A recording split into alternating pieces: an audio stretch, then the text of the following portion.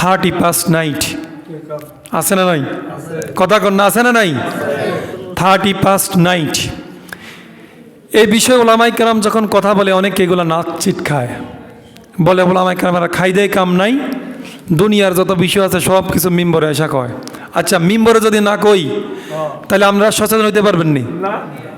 মিম্বরে তো কথা চলবে ওইটাই, দুনিয়াতে অসঙ্গতিগুলো। মসজিদে কি কেউ এখন পর্যন্ত একটা গালি দিছেন, একটা মন্দ কথা কইছেন? মসজিদ তো হইলে পবিত্র জায়গা, সবাই ভালো কথা কয়। এখানে একটা সুদ করে গেলে হ্যাঁ সুদ খাওয়া যাবে না, হাতে কন হাতে এই কথা যে সুদ খাওয়া যাবে না। বেনামাজিরে বললে ও কব যা নামাজ পড়া দরকার, বেরোজগারিরে করলে আরে রোজা রাখা দরকার, সব ভালো ভালো কথা কব। কিন্তু বাহিরে যে খারাপ কাজগুলো চলে, ওই খারাপ কাজগুলোর প্রতিবাদ, ওই খারাপ কাজগুলো ধরিয়ে দেওয়া মসজিদে বসে একজন ইমানদার, একজন ইমামের সবচেয়ে বড় দায়িত্ব। কথা বলেন ঠিক কিনা? প্রিয় ভাইরা আমার, 31st নাইট, এটার ইতিহাস ঐতিহ্য জানতে হবে আপনাদেরকে। এখন আমি বললে আমার কথা বিশ্বাস করতেও পারেন, নাও করতে পারেন, কিন্তু ইন্টারনেট, গুগল, এখানে তো অথেন্টিক সোর্সগুলো আছে, বই আছে। আপনি আমার কথা বিশ্বাস না করলেও ইন্টারনেট থেকে ঘাটাঘাটি করে এই বিষয়গুলো জানতে পারবেন। আপনি দেখবেন সেখানে জানুস নামে এক মূর্তি, ওই মূর্তির দুই মাথা। কয় মাথা? দুই মাথা। একটা হচ্ছে ধরেন ডান দিকে, একটা বাম দিকে। ওই সময় রোমান মুশরিক যারা রয়েছে, রোমান মুশরিকরা ভাগ্য দেবতা হিসাবে এই জানুস মূর্তিকে তারা উপাসনা করত। তারা কি করত? 12টা 1 মিনিটের সময় ওই জানুস মূর্তির সামনে এভাবে দাঁড়াতো। এটা হচ্ছে ধরেন 2024-এর আজকে 31 তারিখ শেষ, এটা 2025-এর 1 তারিখ শুরু হলো। 31 তারিখ যেটা শেষ হবে, ওই পাশের দিকে দাঁড়ায় তারা হাত তুলে এভাবে জানুসের কাছে বলতো, জানুস আজকে 1 বছর তোমার কি পায়, তোমার দয়ায় আমরা খুব ভালো ছিলাম, তোমার প্রার্থনা এজন্যই করি, তুমি আজকে 1 বছর আমাদেরকে খুব ভালো রাখছো, আমরা খুব খুশি।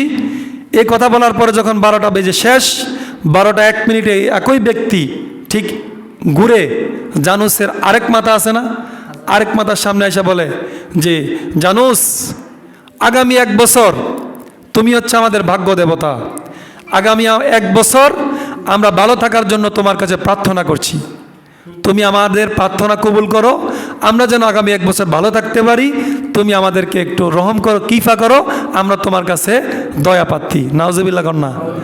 আচ্ছা, আমরা ভালো এবং মন্দের জন্য চাই কার কাছে?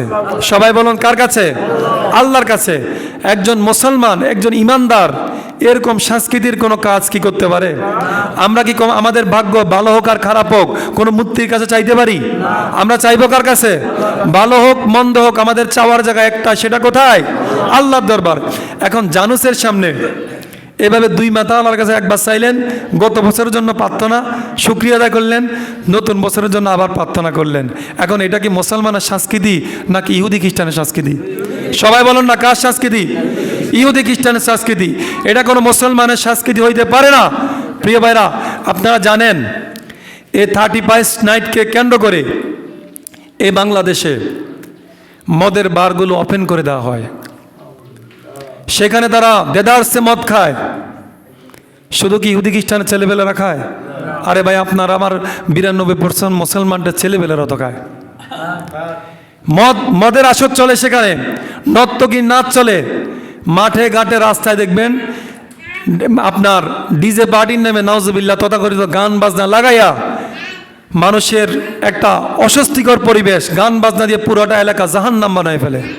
তারপরে বন্ধু বান্ধবের সাথে দেখা করতে গিয়ে, অনেক মেয়ে আছে বন্ধু বান্ধবের সাথে দেখা করতে গিয়ে 31st নাইটে সর্বপ্রথম দর্শন হবে, এরকম আছে না নাই? আছে না নাই? এরা তারা উপলক্ষ ধরে রাখে যে 31st নাইট নতুন লাইফ এনজয় করব, আছে না নাই? প্রিয় ভাইরা আমার, এটা কোনো মুসলমানের সংস্কৃতি নয়, এটা হচ্ছে একটা বিজাতীয় সংস্কৃতি, এটা হচ্ছে একটা খ্রিস্টীয় সংস্কৃতি, রোমান মূর্তি পূজকদের সংস্কৃতি।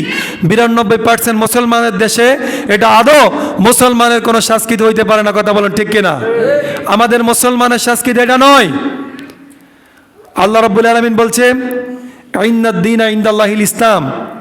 ইসলাম হচ্ছে একটা পরিপূর্ণ জীবন ব্যবস্থা। এই পরিপূর্ণ জীবন ব্যবস্থার ভিতরে মূর্তির কাছে প্রার্থনা করার সিস্টেম আছে নাকি? আছে নাকি? নাই তো। রাসূল সাল্লাল্লাহু আলাইহি সাল্লাম বলছেন, মান তাশাব্বা বিকওমিন ফাহুয়া মিনহুম, যে কোনো বিজাতির সংস্কৃতির সাথে ঐক্যমত পোষণ করে সেও তাদের একজন। নাউজুবিল্লাহ কন্যা। এখন আপনি যদি জানুস মূর্তির সাথে একমত পোষণ করেন, নিজের কিভাবে মুসলমান দাবি করবেন? যদি আপনি কোনো মূর্তির সাথে একত্বতা পোষণ করেন, নিজেকে কিভাবে ইমানদার দাবি করবেন? কোনো সুযোগ আছে? আছে নাকি? তাহলে বোঝা গেল কোনো মূর্তির সাথে, কোনো বিজাতীয় খ্রিস্টানদের সিস্টেমের সাথে একজন মুসলমান হিসাবে আমার মুসলমানের দাবি থেকে আমি আপনি কখনো একমত হইতে পারি? আচ্ছা, আমি যদি আপনাদেরকে আজকে বলি, আমরা তো এত অসচেতন, এই ইংরেজি এটা কোনো আমাদের জাতীয় ভাষা? এটা কোনো আমাদের ধর্মীয় ভাষা? এটা তো আমাদের ধর্মীয় ভাষা নয়, আমাদের জাতীয় ভাষাও নয়। তাহলে যেটা আমাদের ধর্মীয় ভাষা নয়, জাতীয় ভাষা নয়, ওই ইংরেজদের সিস্টেমের কোনো সিস্টেম, কোনো রীতিনীতি মুসলমান এবং বাঙালির হইতে পারে না। এজন্য আপনাদের সন্তানগুলোকে আপনারা সাবধান করবেন, এই তথাকথিত এই সিস্টেমে যেন পা না দেয়, এই অশ্লীলতা বেহায়াপনার সাথে যেন ঐক্যমত পোষণ না করে। এই 31 নাইট নামে তথাকথিত এই লক্ষ লক্ষ টাকার আতশবাজি করে অপচয় হবে না? এটা অবশ্যই অপচয় হবে।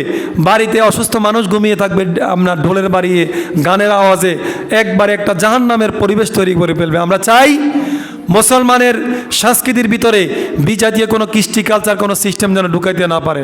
আমরা একমত আছি নাই? আমরা সবাই একমত আছি কি না? আমরা সবাই একমত থাকতে হবে। প্রিয় ভাইয়ের আমার, এ দেশ, এ জাতি আমাদের, আমরা সুস্থ দ্বারা চিন্তা করব, সুস্থ সিস্টেম ইসলামের রীতিনীতি ফলো করে 92% মুসলমানের দেশে কিভাবে ইসলামাইজড সিস্টেম অনুযায়ী রীতিনীতি চলতে পারে, সেটার সাথে আমাকে আপনাকে ঐক্যমত পোষণ করতে হবে। প্রিয় ভাইয়ের আমার, পুরো দেশ তো আজকে অস্থিতিশীল পরিবেশ তৈরি হয়ে আছে। আপনার গতকাল আগুন লাগলো আপনার সচিবালয়ে, কোনো উপদেষ্টার রুমের ভিতরে আগুন লাগে না, আগুন লাগে আসিফ এবং নাহিদের আপনার রুমের ভিতরে, লেগে সব পুরে ছারখার হয়ে গেল। এ বাংলাদেশকে নিয়ে এক কঠিন ষড়যন্ত্র চলছে, এ বাংলাদেশকে নিয়ে কঠিন ষড়যন্ত্র চলছে। প্রত্যেকে যদি আমরা প্রত্যেকের অবস্থান থেকে আমরা যদি সচেতন না হইতে পারি, এ জাতিকে আমরা এক কঠিন আযাব থেকে মুক্ত করেছি। স্বাধীনতা পাওয়ার চেয়ে রক্ষা করা কঠিন।